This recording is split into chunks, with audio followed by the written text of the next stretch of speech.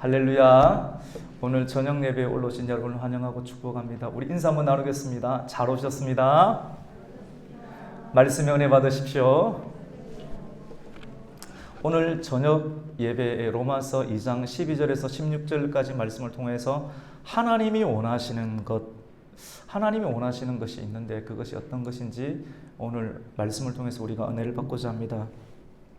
여러분, 전투기 조종사가 비행을 할 때 비행 착각을 자주 일으킨다라고 합니다.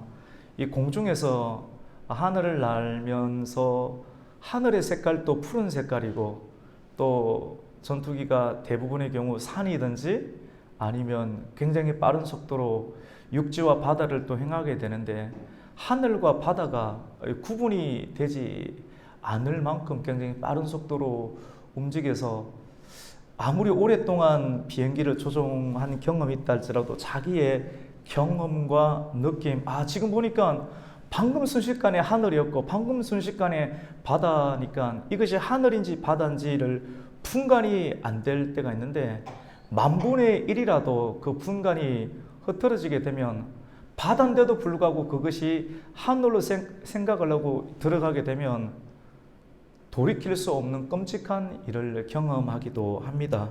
그래서 조종사는 자기 경험과 자기 감정, 느낌보다는 계기판을 신뢰하고 의지해야 될 필요가 있습니다. 신약 성경 중에서 최고의 착각에 빠진 한 사람이 있습니다. 누군가 하면 그 사람은 밭에 소출이 풍성하자 이 풍성한 소출을 창고를 지어서 그 내가 지은 창고 안에 그 곳간 안에 많은 보물과 같은 그런 양식들을 쌓아두는 것을 상상을 했습니다. 상상을 하고 너무나도 기쁘고 즐거운 나머지 차곡차곡 쌓은 것을 보면서 감탄하고 기뻐하는, 그리고 즐거워하는 상상을 하게 되었습니다. 그러나 하나님은 굉장히 중요한데요.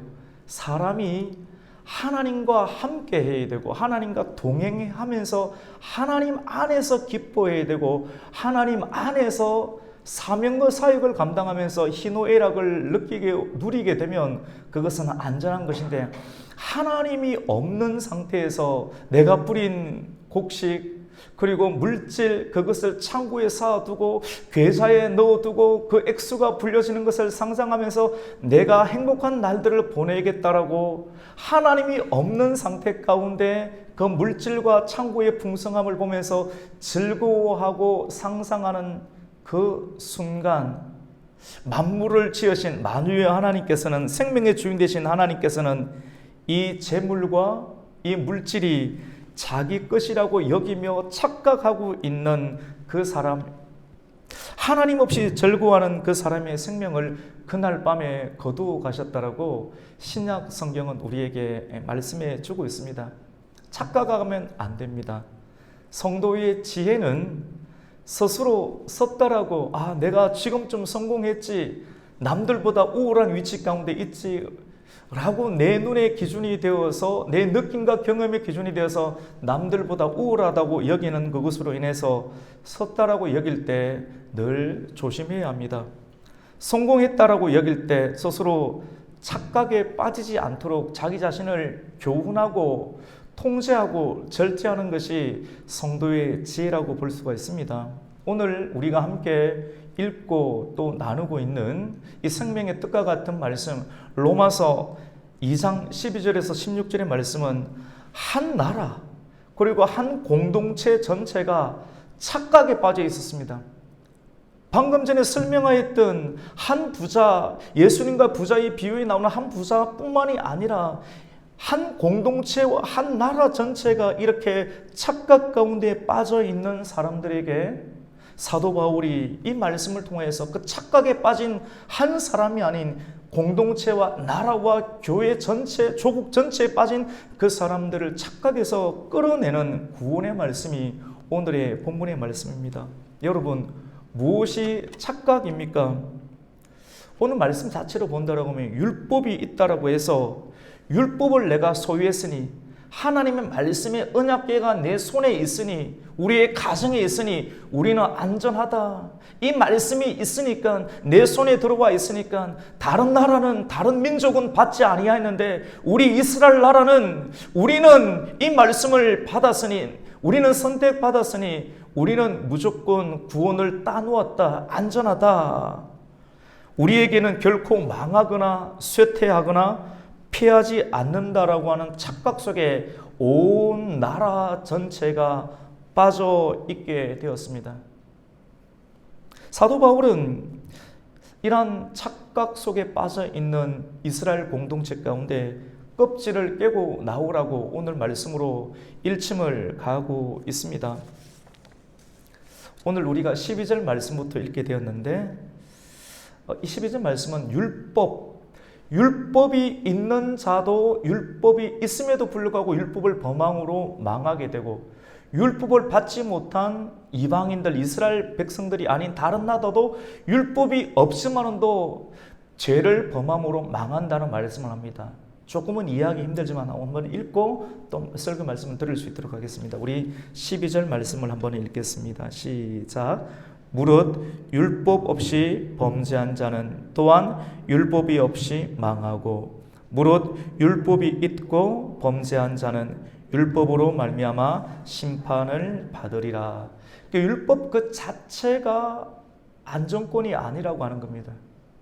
굉장히 비약적으로 이야기를 하면 직분 그 자체가, 목사라는 직분이, 장로라는 직분이, 권사라는 직분이, 제사장이라는 직분이, 사도라는 직분을 받았지만도 그 직분 그 자체가 안정권이 아니다. 착각하지 말라. 선줄로 여기며 다른 사람을 비판하거나 함부로 행동하지 말라라고 말씀을 하는 겁니다. 사람은 소유하기를 원합니다. 돈을 줘서라도 그 직분을 받기를 원하고, 오늘날도 보면 돈을 주고 목사 자격증을 한 1년 만에 따는 그런 데도 많이 있다고 하는데, 많은 경우 그런 쪽에서 문제가 터지는 것을 봅니다. 오랫동안 정상적으로 신학교를 가고, 신학교를 간다고 다 정상이 되는 건 아닙니다.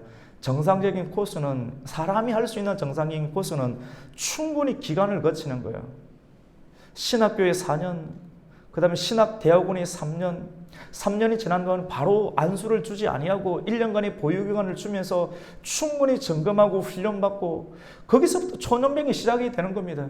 그런데 어떻게 순식간에 기도 조금 했다고, 산에서 조금 기도했다고, 은사 조금 있다고, 그 신령한 은사라고 생각하면서 신학원 같은 데 가서 1년 만에 코스로 안수를 받거나, 아니면 뭐 비행기를 타고 갔다 와서 받거나, 그것으로 명함을 걸면서, 간판을 걸면서 목회를 할 때 사람 안에 경험하게 되는 수많은 유혹과 미혹에 관해서 이길 힘을 충분한 시간들과 하나님과의 관계들 속에서 억누르며 절제하는 훈련들을 받고 강단에 서게 되는, 그래야지 그나마 견딜 수도 있을 터인데, 어찌 그러한 과정도 없이 턱하니 사람들 앞에 서서 말씀을 전할 수 있고 수많은 일들을 감당할 수가 있겠습니까? 직분 그 자체, 성경에 보면 나름대로 하나님의 성령을 받고 귀신을 쫓아내는 일들을 보면서 어떻게 나도 저 성령을 소유할까 싶어서 성령을 돈으로 사고자 하는 마술사 시몬이라는 사람도 있기도 하였습니다. 여러분, 율법이 있기 때문에 안전하고 또 율법이 없기 때문에 안전하지 않다는 것이 아닙니다. 잘 보십시오. 하나님은 너무나도 공정하신데 이스라엘 백성들에게는 율법을 먼저 주었습니다. 맞죠? 하나님께서 원래 이방인이었던 아브라함을 선택하시고, 원래 이방인이었던 아브라함을 선택하시고, 하나님을 알지 못했죠.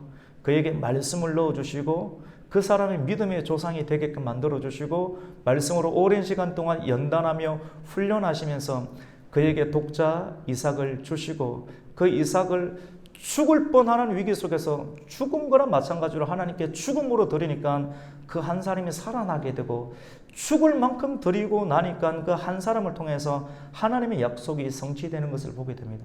하늘의 씨앗이 땅에 떨어져 죽어야지만이 열매가, 수많은 열매가 태어나는 것처럼 독자 이삭을 바치니까, 정말 믿음으로 바치니까 죽은 것이나 마찬가지죠. 하나님께서 살려주신 거나 마찬가지고, 그 사람을 통해서 한 아들이 나타나고, 이삭을 통해서 야곱이 나타나고, 야곱을 통해서 12아들, 그리고 하늘의 별과 같은 땅에, 그리고 모래알과 같은 하나님의 역사가 하나님의 그의 역사들 속에서 점진적으로 계시되는 것을 우리가 보게 됩니다. 이 사람들의 여정들 속에서 구약과 신약이 같이 있게 되는데, 구약 속에서 율법, 그리고 신약 속에서 예수님께서 오시고 사도 바울을 통해서 유럽의 복음이 전파되고, 유럽 가운데 종교개혁이 일어나고, 종교개혁을 통해서 미국으로 건너간 청교도를 통해서 아펜젤러와 그리고 온도 선교사를 통해서 우리나라에 한 번으로 복음이 전해되고, 다시 복음이 역수출되는 그런 상황들 속에서 우리가 현재 시간들을 맞이하고 있는데, 그 경계를 어떻게 정할 것이냐 하는 것입니다. 사람들은 굉장히 섣부르게 율법을 받은 자와, 그리고 그 시대 속에서 율법을 받지 아니하는 사람들을 이방인이라 여기면서 서로를 정죄하며 비난하며 싸우며 갈등하고 있었습니다.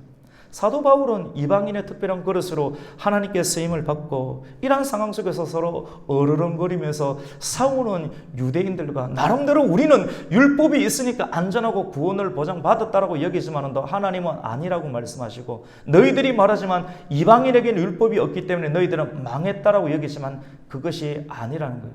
하나님께서 사도 바울을 삼청천 하늘 천국의 세계를 보게 하시고, 모세가 기록하였던 하나님의 말씀의 구약의 말씀을 깨뚫을 수 있는 천국의 비밀들을 알게 해주시고, 영계의 사실을 깨닫게 하시는 하나님의 지혜를 사도 바울에게 주시고 나니까, 율법을 받은 자나 그리고 율법을 받지 아니하는 이방인에게도 똑같은 하나님의 역사가 있는데, 유대인에게는 율법이 있고 이방인에게는 율법이 아닌 자연세계의 양심이 있다는 것을 알게 하셨습니다. 율법이 있음에도 불구하고 안전한 것이 아니라, 그 율법을 지키지 못하면 범죄하게 되어서 망하게 되는 것이 오늘 2장 12절의 초두의 말씀이고, 2장 12절의 후반부의 말씀은 율법을 받지 아니하는 자들도 율법이 없이 망하게 된다는 말씀은, 율법을 받지 아니하는 자들에게는 하나님께서 공평한 것 아닌가라고 생각하며, 하나님의 속성 가운데 공정하신 하나님을 훼손할 수 있는 사람들의 오류가 있겠지만, 실질적으로 하나님은 사람들의 오류와는 상관없이 공정하고 공평하신 분이시며, 그것이 사도 바울의 로마서의 계시를 통해서 율법을 받지 못하는 그러한 이방인 족속들에게도 하나님께서는 하나님을 인정할 수 있는 자연세계의 법을 두셨는데, 그것이 양심이라는 것을 계시하며 기록을 하고 있습니다. 중요한 것은 죄를 이기는 사람이 있고 죄를 이기지 못하는 사람이 있다라고. 죄를 이겨야지만이 율법을 받은 유대인도 구원을 받을 수 있고, 죄를 이기지 못하면 이방인도 구원을 받지 못한다는 내용을 말씀하고 있습니다. 그러면 우리가 차근차근 여기서부터 시작을 해보았을 때, 율법은 어디까지인가? 율법으로 사람이 구원을 받을 수 있는가? 예를 들어서 도둑질을 하지 말라라는 율법이 예를 들어서 하나 있다고 하십시다. 여러분, 도둑질을 안 할 수 있습니까? 아니, 그것보다 조금 더 쉽게 누구든지 공감할 수 있는 거짓말 하지 말라라는 율법이 있습니다. 여러분, 지금까지 거짓말을 안 할 수가 있습니까? 간음하지 말라라고 하는 그런 계명이 있는데, 간음을 하지 아니하는 남성과 여성이 있습니까? 생각으로, 마음으로 물질을 탐하지 말라고 했는데 물질을 탐하지 아니한 사람이 한 사람이 또 있습니까? 율법은 선한 것인데, 선한 하나님이 율법에 관해서 그 율법을 지켜야지만이 구원을 얻을 수 있고 의롭다 칭함을 하나님으로부터 인정함을 얻을 수 있는데, 율법은 알고는 있지만도 알고 있는 것을 우리가 몸소 행동으로 행해내지 못하면 범죄한다라고 말씀을 합니다.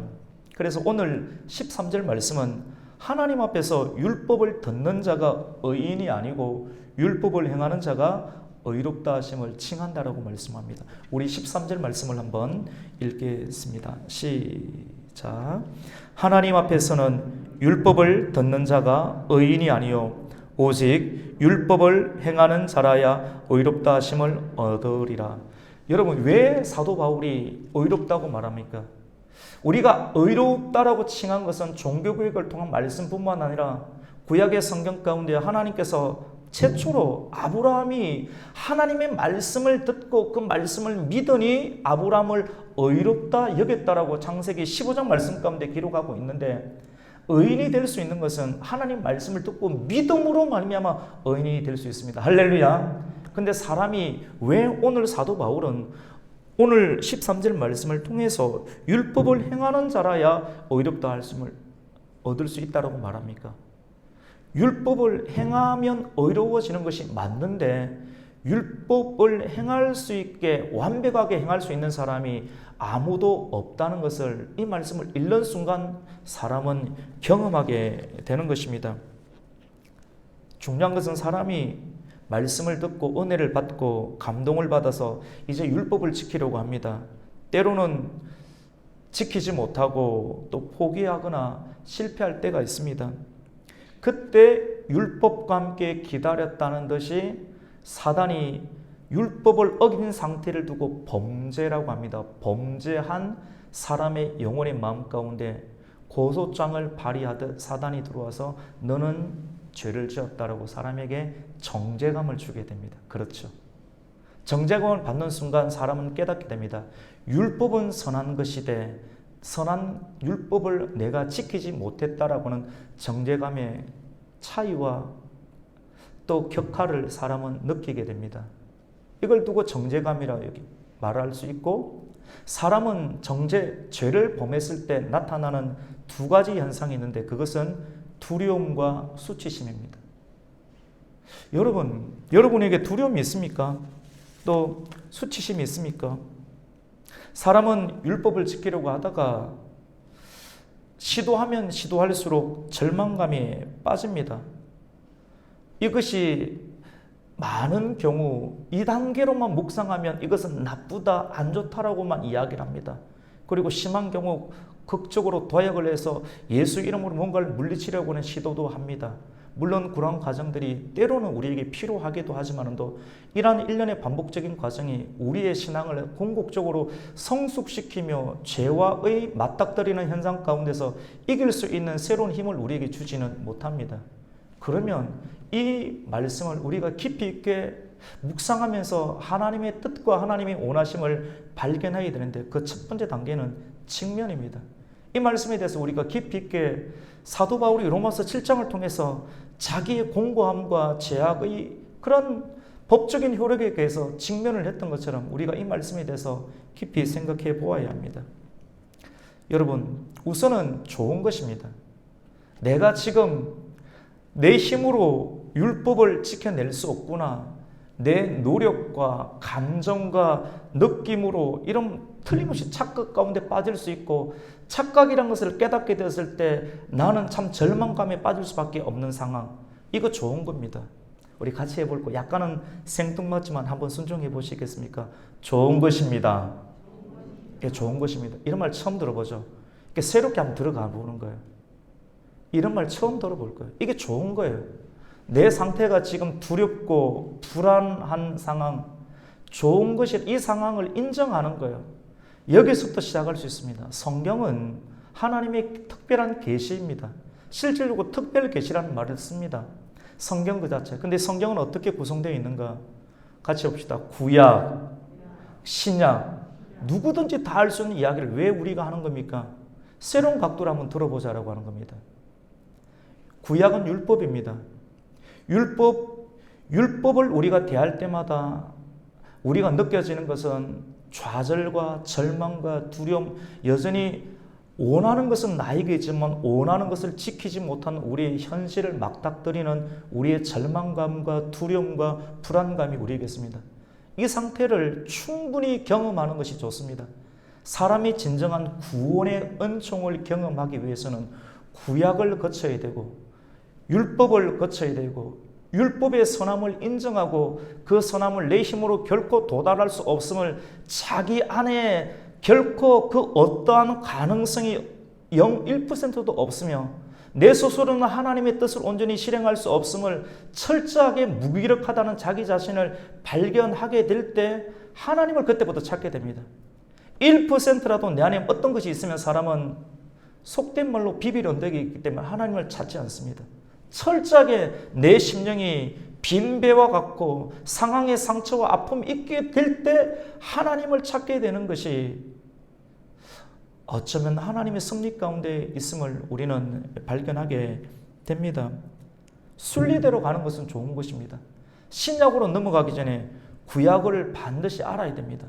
구약을 알지 못하면 예수님의 한 인간으로 오신 그 예수님의 단 한 번의 제사가 얼마나 유효한가, 얼마나 하나님의 영향력이 과거와 현재 가운데 미래 가운데 미치게 되는가를 구약을 알지 못하면 우리는 예수 그리스도의 그 죽으심과 사하심과 성천하심의 그 놀라운 비밀을 그냥 신학 가운데 빠져서 캐캐묵은 신학처럼 받아들이게 되고 우리의 실질적인 우리를 구원하신 하나님의 생명의 피와 같은 말씀으로 받아들이지 못하는 착각 가운데 빠지게 됩니다.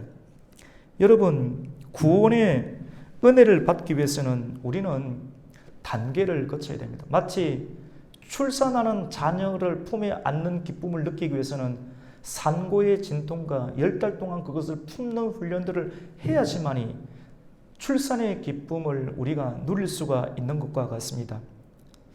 우리는 신앙생활을 하면서 궁금증에 빠지게 됩니다.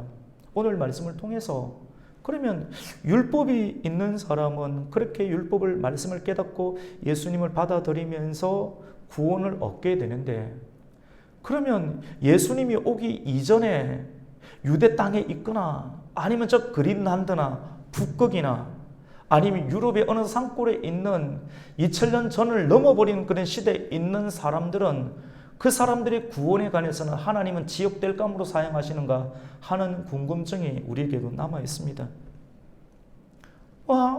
우리나라 고려시대에 우리나라 조선시대의 유명한 장군들 이런 사람들은 과연 하나님의 구원을 받는가? 하나님의 구원은 예수 이름은 이들에게 어떻게 영향을 미치는가? 많은 궁금증이 있기도 합니다. 그런데 중요한 것은 무엇인가? 구원은 여러분 오직 예수 그리스도 안에 있습니다. 할렐루야. 이 말씀이 그냥 덮어놓고 믿으십시오. 이게 아닙니다. 예수 그리스도 2000년 전에 오신 예수 그리스도의 오심 자체는 저와 여러분이 생각하는 그런 틀들을 뚫고 지나가요. 우리가 여기는 들어갈 수 없을 것이라고 여기는 시 공간의 모든 영역까지 빛으로 오신 예수 그리스도의 생명의 역사는 그 주님의 죽으심과 부활의 역사는 창조의 모든 온 세계와 만유 가운데 뚫고 들어간다는 것이 이 말씀의 비밀이라고 하는 것입니다. 우리는 예수 그리스도, 예수님을 크라이스트라고 그러죠. 그래서 기원전 역사의 기점을 BC와 AD로 나누게 되는데 BC는 뭡니까 여러분? 그 before Christ, 예수님께서 오시기 전 기원전. AD는 무엇입니까? 라틴어로 언어 도메인이란 말을 쓰죠. 하나님의 때라고 하는 것입니다. 모든 것이 예수 그리스도 하나님의 아들로서 이 땅 가운데 오신 그 기점을 통해서 역사가 좌와 우로 묶여 있습니다. 선과 후로 묶여 있고 이 예수 그리스도를 통해서 기원 전과 기원 후로 이 인생과 모든 세계가 이어지게 됨을 우리는 보게 됩니다. 성경은 하나님의 특별한 계시입니다. 율법을 통해서 우리는 유대인들은 율법이 있지만도 율법을 지키지 못하면 범죄함으로 멸망을 당하고 또 이방인들은 율법을 받지 못했지만도 율법이 받지 못함으로 인하여서 범죄함으로 심판에 이른다는 말씀이 과연 어떤 것인가? 유대인들에게는 율법이 주어졌지만도 율법을 통해서 내가 죄를 지었구나, 죄를 지음으로 두려움을 느끼게 되고 하나님 내가 율법을 더 이상 지킬 수 없고 내 힘으로 지킬 수 없으므로 하나님을 향하게 됩니다. 하나님을 향하면서 하나님께 엎드리고 기도할 때 하나님의 특별한 계시가 오게 되는 것이죠. 아브라함이 하나님께 구했고 다니엘이 하나님께 구했습니다. 그러면 한국 땅에 있는 사람들도 마찬가지입니다. 그린란드의 북극에 있는 그 사람들도 2000년 전에 오기 전의 사람들도 하나님의 자연 계시 속에서 일반 계시 속에서 하나님은 사람들에게 양심을 만들어 두었는데 양심을 통해서 나라가 조직이 구성이 될 수 있도록 다른 사람의 집을 넘보지 말고 다른 사람의 물건과 사람을 넘보지 말라는 하나님께서 법 공부를 하지 아니하는 그 사람들에게조차도 양심의 법을 먼저 만들어 두시면서 그 양심을 기능을 발휘하여서 그 나라와 조직이 구성될 수 있도록. 근데 그 양심을 어기게 될 때 사람들은 두려움을 가지게 됩니다.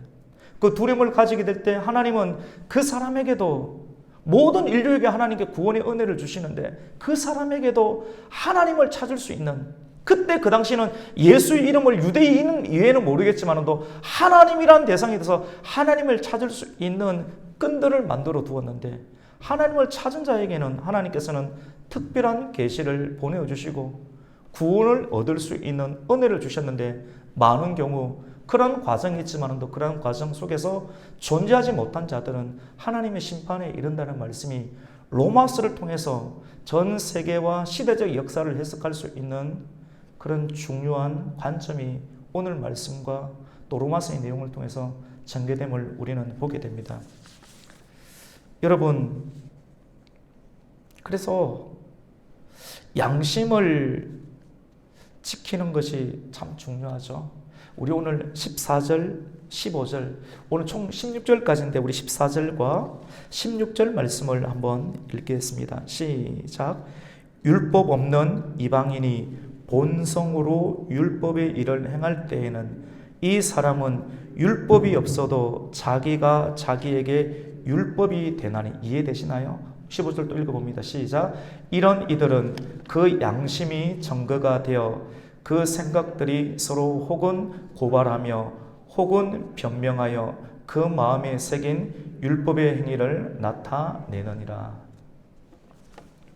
사실은 이 말씀이 쉽지가 않습니다.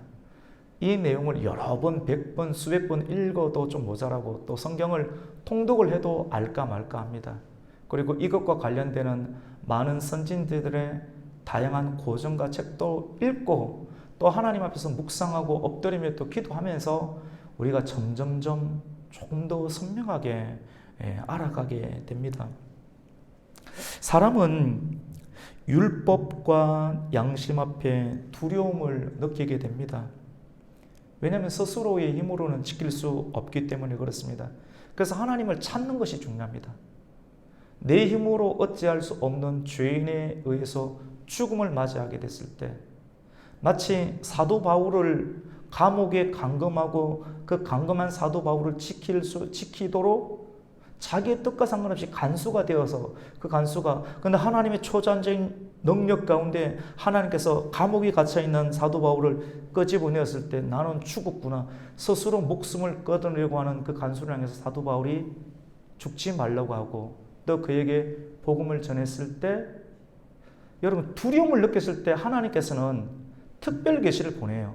그 특별 계시는 성경을 통해서 알 수 있는 것은 예수 그리스도인데요. 예수 그리스도는 성경입니다. 구약은 예수 그리스도를 말하고 있고 신약은 다시 오실 예수 그리스도, 성경 자체가 계시입니다. 예수 예수그리스도에 관한 계시입니다.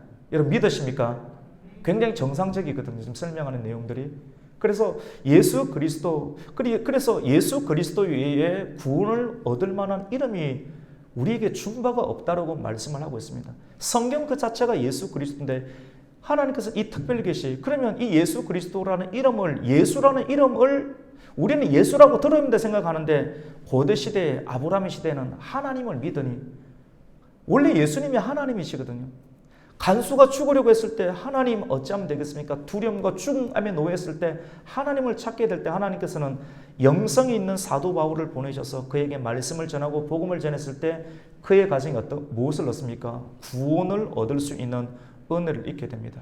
하나님께서는 고대시대 가운데 천사를 보내시고 하나님의 종을 보내시고 그리고 급기야는 예수 그리스도를 보내시고 예수 그리스도 이 시대의 사도를 보내시고 오늘날에는 목사와 전도자와 교사를 보내주셔서 많은 사람들 가운데 예수 그리스도의 계시를 전달할 수 있는 복음의 사명을 감당하라고 말씀을 합니다.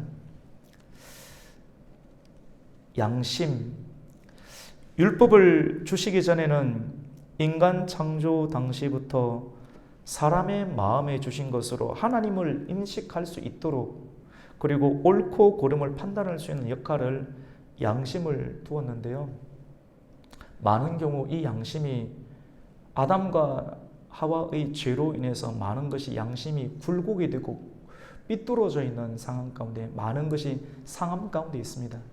그래서 우리가 복음을 듣고 예수 그리스도를 영접해서 그 예수님이 성령을 통해서 사람의 마음의 좌소와 중심 가운데 모셔드리게 되면 예수님 안에는 의가 있어서 그 의가 사람의 양심, 타락하고 추악한 양심 가운데 부딪히게 되면 그 양심이 회복이 됩니다. 이것을 두고 조직신학자들은 중생이라는 말을 씁니다.